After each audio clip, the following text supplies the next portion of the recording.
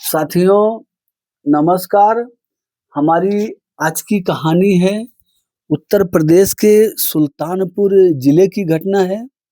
सुल्तानपुर जिला बंधुआ थाना क्षेत्र के बबुरी गांव का ये मामला है। साथियों बहुत ही दुखद घटना है।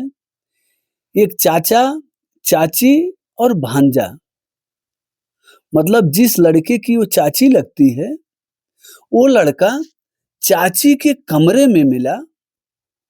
जब चाचा ने उस लड़के को, जिसकी उम्र 17-18 साल बताई जा रही है और जिसका नाम विशाल बताया जा रहा है, और इसकी चाची है, चाची का नाम वंदना है, जिसकी उम्र 23 साल बताई जा रही है, और जो चाचा है उसका नाम रमेश है, उसका उम्र नहीं बताया गया है। साथियों, इस घटना में ये 3 किरदार हैं। लेकिन जब वो चाचा अपने भांजे को अपनी चाची के साथ, मतलब अपनी पत्नी के साथ बिस्तर पर देखता है, तो चाचा का दिमाग आउट ऑफ कंट्रोल हो जाता है। वो अपना कंट्रोल खो देता है और फिर वहीं घर में रखे हुए कुल्हाड़ी उठाता है। कुल्हाड़ी उठाता है, दरवाजा बंद कर लेता है। बंद करके उस कुल्हाड़ी से कई बार मारता है, मतलब मार-मार के मार डालता है, काट डालता है। ये चाचा रमेश ने अपने ही भतीजे को, अपने ही भतीजे विशाल को कुल्हाड़ी से काट डालता है। साथियों, अभी ये दुर्गा पूजा का समय चल रहा था। लोग दुर्गा पूजा देखने गए हुए थे। ऐसे गांव में, घर में बहुत कम ही लोग रहते हैं। तो ये लड़का जो है, और इसकी चाची, ऐसा बताया जा रहा है, जो इसकी चाची वंदना है, वंदना इसको फोन करके बुलाती। फोन की और बुलाई जो है, बोला विशाल आओ घर पे जो है। और इसका चाचा जो है वो भी दुर्गा पूजा देखने गया था। तो जब वो घर में बुलाती है और दोनों एक ही बिस्तर पे होते हैं, तो इसका चाचा जो है अचानक आ जाता है। और जब अचानक आ जाता है, देखता है कि भतीजा और इसकी पत्नी एक साथ एक बिस्तर पर हैं, तो आउट ऑफ कंट्रोल हो जाता है। साथियों, जब ये घटना पूरे गांव में सुनाई पड़ती है, अच्छा जब उसको मारता है, तो आरी बगल जो लोग थे आवाज सुनते रहते हैं, आवाज सुनते रहते हैं। कुछ लोग दौड़ते हैं बचाने के लिए, लेकिन वो अंदर से दरवाजा बंद कर लिया था। मतलब जब तक इसको मार नहीं डाला, तब तक उसने दरवाजा खोला भी नहीं।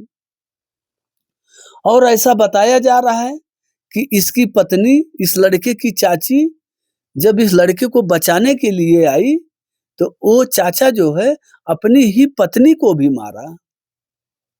पत्नी को तो ज्यादा चोटें नहीं आई, हैं तो हॉस्पिटल में भर्ती, लेकिन जैसे ये लड़के को मार डाला, इस ढंग से नहीं मारा। उसको 1-2 ऐसा मारा होगा, यहाँ उसको कुछ लगा हुआ है चोट। साथियों, गांव समाज के लोग इकट्ठा होते हैं। जब दरवाजा को खुलवाया जाता है, तो कमरे में इस विशाल की लाश मिलती है और इसकी चाची जो है वो भी गिरी पड़ी मिलती है। पुलिस को फोन किया जाता है 112 नंबर पर।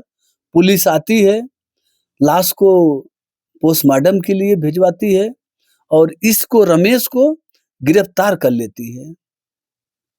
गिरफ्तार कर लेती है और जो इसकी पत्नी वंदना है, वंदना को हॉस्पिटल भिजवाती है, उसका इलाज कराती है। साथियों, ये पहली खबर तो इसमें ये है जो हमने आपको बताया। हमने आपको ये बताया, रिश्ता कलंकित करने वाली घटना बताया। लेकिन जो गांव के लोग, जो और लोग बता रहे हैं, जो पीड़ित की माँ बता रही है, उसकी बहन बता रही है, वो इस खबर से थोड़ा हट के बता रही है। वो क्या बता रही है? वो बता रही है कि ये रमेश जो है, ये जैसे बाहर रह के काम करता था। बाहर मतलब जैसे परदेश जाते हैं कमाने लोग, तो बाहर रहता था। और ये इसकी वंदना जो है दूसरी पत्नी है, पहली पत्नी की इसकी मौत हो गई थी। ये दूसरी शादी वंदना से किया था। तो ये बाहर रह के काम करता, तो जब वंदना को कोई तकलीफ होता, कोई बीमार होती, दुःख बीमारी आती या कोई घर का सामान लाना होता, तो रमेश अपने भतीजे विशाल के मोबाइल पे फ़ोन करता, बोलता विशाल जा तू अपनी चाची को लेके यहाँ डॉक्टर के वहाँ दिखा दे, ये सामान खरीद लाओ, वो सामान चाची को लेके जाओ जो है। तो ये विशाल जो है, अपनी चाची को लेके जाता जो है, कोई सामान खरीदना हुआ मार्केट लेके जाता, कोई दुःख बीमारी है हॉस्पिटल डॉक्टर को दिखाना वहाँ लेके जाता।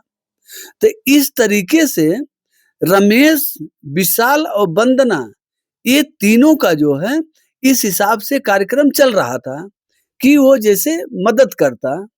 अच्छा साथियों, एक बात हम इसमें और जोड़ना चाहेंगे, ऐसे हमारे गाँव में भी है कि बहुत जैसे मान लो कोई देश में है, परदेश में है, विदेश में है, कहाँ भी है आदमी, अगर घर पे कोई दुःख तकलीफ होती है, तो कोई जो उनके जान पहचान वाले मित्र होते हैं, अक्सर उनको फ़ोन कर देते हैं, भैया देखो थोड़ा हमारे घर पे तकलीफ है, थोड़ा आप जाके मदद कर दीजिए, या तुम्हारी भाभी का, तुम्हारी चाची का, या जैसा भी कि इनकी तबीयत खराब है, थोड़ा आप जाके हॉस्पिटल डॉक्टर को दिखा लाओ। गाड़ी घोड़ा कर लो जो है तो बिठा के लेके चले जाओ।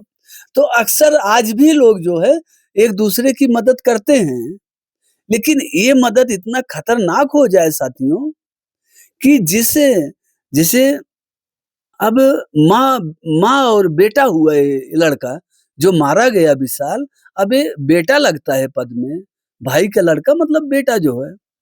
अब ये जो ये रमेश बता रहा है, जो इसका चाचा, कि हम इन दोनों को बिस्तर पे देखे साथ में। अब आप अंदाज़ा लगा लो, बहुत खुल के नहीं बताना है कोई चीज़, कुछ आप लोग अंदाज़ा भी लगा सकते हैं कि एक ही बिस्तर पे चाची को और ये लड़के को देखा जो है, मतलब उसके भतीजे और वो इसकी पत्नी को, तो वो आपा खो दिए, मार डाला। उसका ये कहना है जब पुलिस ने उसको गिरफ्तार किया।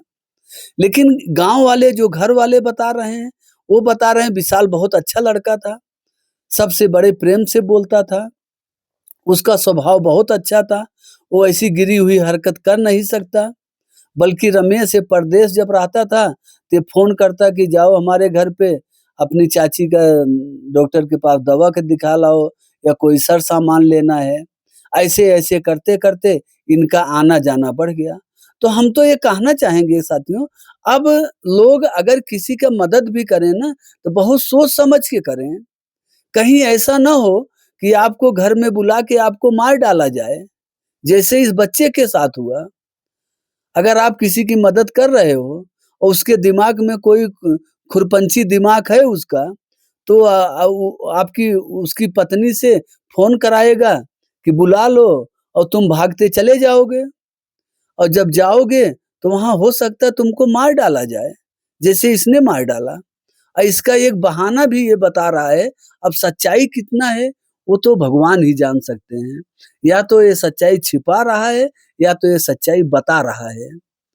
बोलो, घर में उसको बुलाती है और बुलाने के बाद चाचा आता है, कुल्हाड़ी से काट डालता है, मार डाला, बोटी-बोटी कर दिया 18 साल के लड़के को।